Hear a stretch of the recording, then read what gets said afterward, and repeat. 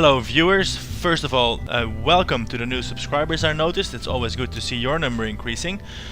So be welcome at a mission a day number 17. I'm starting to lose track of these days and numbers. What we are doing today is we are launching a very tall rocket.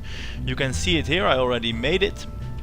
And what we are going to do with this, at least what we are hoping to achieve with this tomorrow, is to complete the Vostok 3 mission from the mission controller.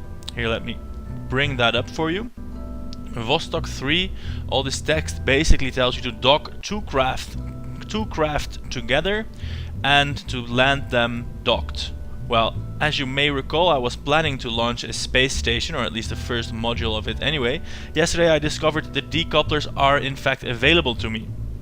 So this is a great opportunity to combine this with the Vostok 3 mission. What you see here is the space station's first module. It has all the science, at least the materials bay, the mystery goo, and it's got the sensors here.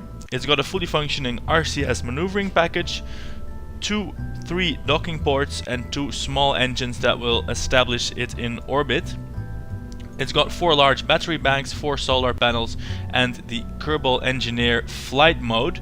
This will hopefully allow me to check the Delta V in flight, which will be very important once we start assembling pieces into this station to bring it to Joule to Vol eventually. Now, as the mission dictates, tomorrow a Kerbal has to land in a docked craft. Now, it wouldn't make much sense to bring the space station back down immediately, so we've pre-attached a lander vessel for this Kerbal. It's got the lander can, a small tank with some engines, and a nose cone, and under the nose cone here is the docking port. What you may notice is that this vessel lacks is a heat shield. It does have parachutes, but it doesn't have a heat shield, so that would be hard to re-enter with that. So tomorrow we're going to send up a craft that will dock with this bit, that will have a heat shield, and then together, one craft with the parachutes, the other with the heat shield, they can land. That's for tomorrow though. Today we are launching this space station contraption. Now, my engineering plugin tells me that this vessel has 5 kilometers per second of delta V. That is not a huge amount to get into orbit. It takes about 4.5 kilometers per second, but I'm thinking that the plugin somehow isn't accounting for the fuel in these 3 tanks, because no matter how much I switch this engine around, the delta V isn't increasing, and also the burn time is the exact burn time of a solid rocket booster, not one of the engines here. So it could be that there is a little bit more delta V in it. In short, I'm not trusting the engineers that tell me that this rocket doesn't have enough punch to deliver the space station to orbit. No matter, we'll see what happens. This rocket here, it costs 82,000 credits and I have 217,000 of them. So even if it goes horribly wrong, we're not completely through yet. Speaking of that, I didn't speak of it, but thinking of stupid mistakes, I'm going to fix 2 of them. One is not bringing enough antennae on the craft that has to land on Kerbin tomorrow. This needs 3 of the communitrons for some reason, so let's just go ahead and attach them. Just did that. And I've been cheap and didn't get 4 launch stabilizers. Let's get 4 of them. They cost a pretty penny, but they stabilize your launch, which is quite important. So I'm going to move to the launch pad now. As you are aware, if nothing strange happens, it will be fast forwarded and I will see you in orbit for a little speech commemorating the space station. We'll be trying for a 250 kilometer circular equatorial orbit so that the space station will be easy to reach in the future. Now, this is something we don't need now. These can hide this here. First things first, I'm going to time warp until it is day, because a night launch is plain ugly, although this rocket fuel tower, water tower, whatever it is, had a pretty light on it. Anyway, here we go in the morning. Oh, and very important, I've been trying to remind myself to do this for several launches. Going to take a seismic reading of Kerbin before lifting off. So log the seismic data, gathering precise acceleration data while subjecting the vessel to this situation. Sure, transmit that. It's probably not going to come home again, so we are going to need to transmit that. What else can we do? An atmospheric data from here. No, that's worthless. Sorry about that. And all that science done. Look, we also packed some big batteries. Power problems, hopefully a thing of the past. While that is out of the way, I'm going to launch, and hopefully this will be fast forwarded. That means there have been no problems. If you don't see a fast forward, you can count on it, there will be a problem later on. See you in a bit.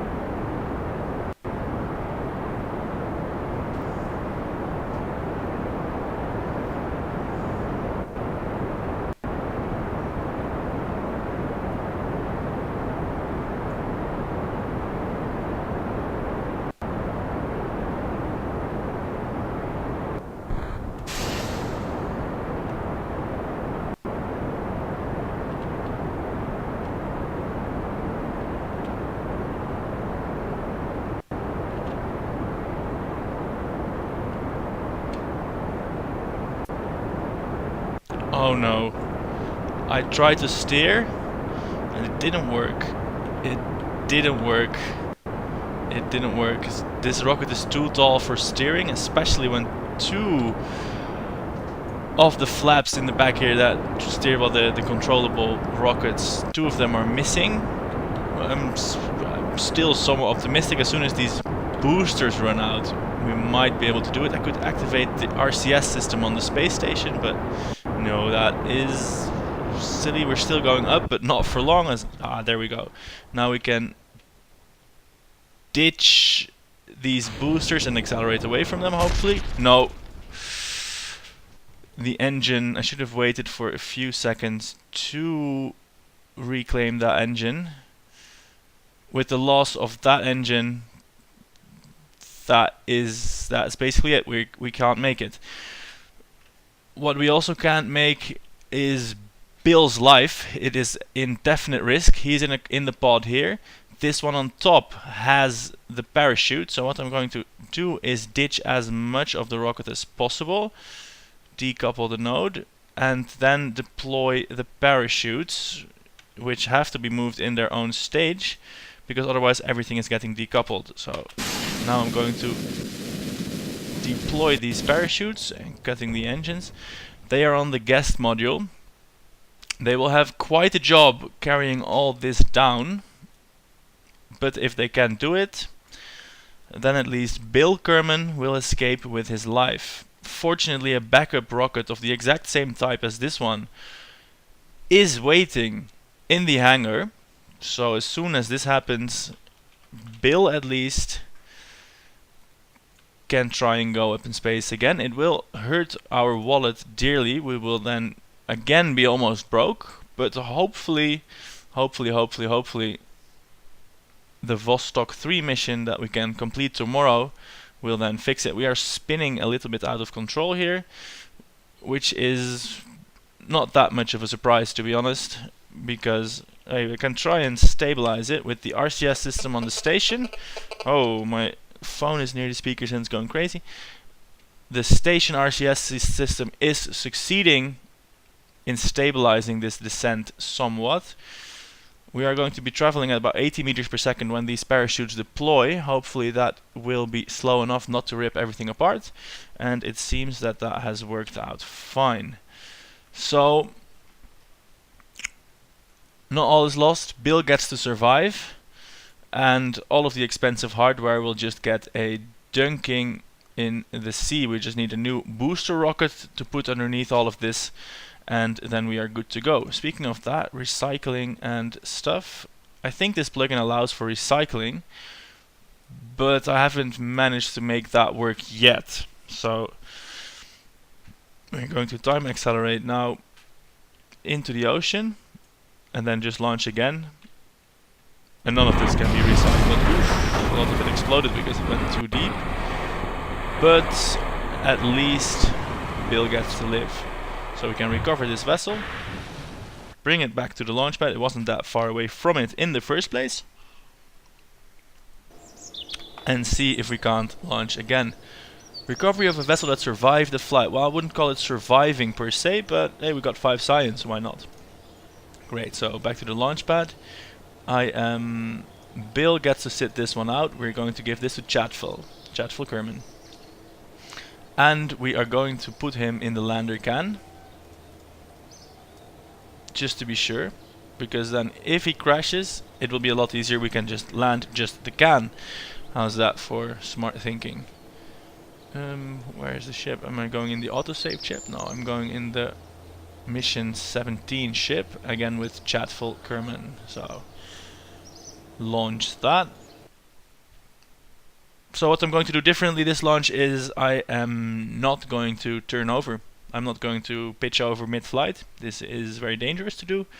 In a tall and top-heavy ship like this one, I'm just going to stay pointed straight up until we are at least somewhat in space, where the reaction control systems have all the authority and can fix it. So once again, as long as this launch goes well, there will be time acceleration. If not, then something horrible and hopefully hilarious will happen.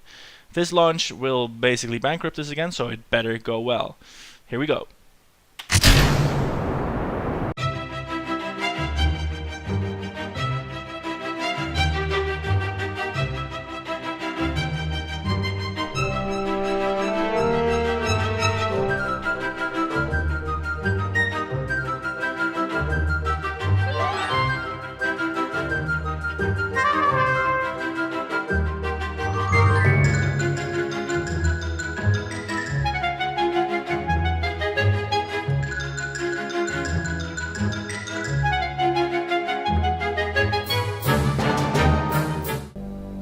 Right on, so here we are. Mission successful, sort of. The actual success will be determined tomorrow. See if we can bring Kerbal Kerman back. For now, he can take a seat in the station. That was this was the emergency escape vehicle. So we're going to put him in the station now, where he doesn't have a whole lot of room yet, because his living quarters this here, the science labs, they are all flooded with fuel. And you might think I'm making a silly joke here that a fuel tank could be a living quarter, but that was actually seriously considered by NASA in the 70s. I forgot the name, a wet workshop or something like that. But not exactly. It had a name, but I forgot it. Anyway, they were planning to have basic furnishings inside massive fuel tanks that could be launched. The fuel would be used by the rockets, and then minimal cleaning and maintenance would be required to turn it into a habitation module. It never happened, but that's what's going to happen in this station. As soon as this fuel gets used or transferred or whatever, it will be available as living space. So for now, this booster stage is all but useless. There are a few dregs of fuel remaining in it, but there is not really a way to dock with it because it doesn't have a docking port itself. The station is in its desirable orbit, so this booster is going to be jettisoned. What I could have done is stuck a probe core, something on it that would allow me to control it. Then I could deorbit it and not have it as space junk, but I did not do that. I didn't spend the money for that, so it is now space junk. And we are going to fire our RCS thrusters a little bit to get away from it. Let's fire them without the stability system. Here we go. A few bursts of thrust, incurring some rotation, some more thrust, and after a few days, weeks, months, we will be away a good bit from this piece of junk.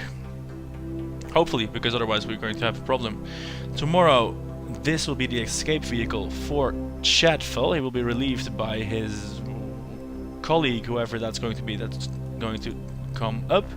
But before we're going to leave him to enjoy zero gravity for a day, we are going to activate the science payload of this space station. We have 4 solar panels. They're not the largest ones, but they're literally the only ones that I had space for on the craft. Because as you can see, all the available surface is pretty well used up by batteries, science experiments, RCS ports, antennae and docking ports. Speaking of antennae, I brought a few of the higher tech ones. They cost more electricity and they aren't even more efficient. They cost more electricity per data. They even cost electricity while they're deployed, but they transmit much faster. So if you have something to send home, it won't take ages anymore. And seeing as we have a lot of batteries on this craft and also a lot of solar panels, we can go ahead and splurge on these expensive but fast antennae. In fact, to see how well they work, let's do a few science experiments. At least, yeah, let's just give all of them a test run. The temperature, the pressure and the seismic data, they're all being fussy and they won't operate in space. The gravity data should work. And we're getting some high space data over Kerbin's water now. We can see how fast this transmits. If we're transmitting, let's see, start the transmission. I'm not sure if it's going any faster, but maybe it's using one of the slow antennae. Yes, it's using the slow one. I don't know why, but it is. That's a bummer. Maybe we could disable all of them, but that's too much effort. I'm just going to do a material science here. Transmit that. And have a look at the goo here, transmitting that home as well. This is all science we've done before, so not a huge amount of points to be gained. But then again, the first module of our space station and what will eventually become our interplanetary Val vessel is now here. This has all the instrumentation, some solar panels, a lot of batteries and a basic RCS system and a full tank of fuel to boot. Oh no, this tank of fuel has been spent, and that's incidentally also why we made orbit, and in retrospect that means we only just barely made orbit. I thought we had fuel to spare in those tanks that we jettisoned, but had that run out we would have been out of fuel, so I was far too comfortable all the way. As it turns out, we just made a perfect ship, and Chatful Kerman also has living space because this tank is completely empty. It is a bit chilly inside at minus 41 degrees C. For all you Fahrenheit people, that's about the same. If I recall correctly, minus 44 degrees is where Fahrenheit and Celsius centigrade are the same. So that's just so you know. I can transfer some of this fuel into the station tank. Sorry, Chatful, but we're probably not going to need a full tank to deorbit here. So I'm gonna go with a half tank there, and we have a little bit of fuel in the interplanetary stage already. Enough jabbering in space. I like my space station. I'm going to return to it tomorrow. For now, returning to the space center and having a look at the science view, because we haven't been gathering a lot of science these past days, but we are gathering money. At least the payoff of today's mission will come tomorrow, hopefully. It is a pity we had to spend 2 launches, but that's the name of the game. Sometimes things go wrong. So perhaps tomorrow we will combine our manned launch with another satellite for some more cash flow. Either way, this was Lorenzo. Thanks for watching. You know the deal. If you liked it, like it. If you are new, subscribe and come back tomorrow. And I'll be seeing all of you tomorrow. So see you. Bye. Goodbye.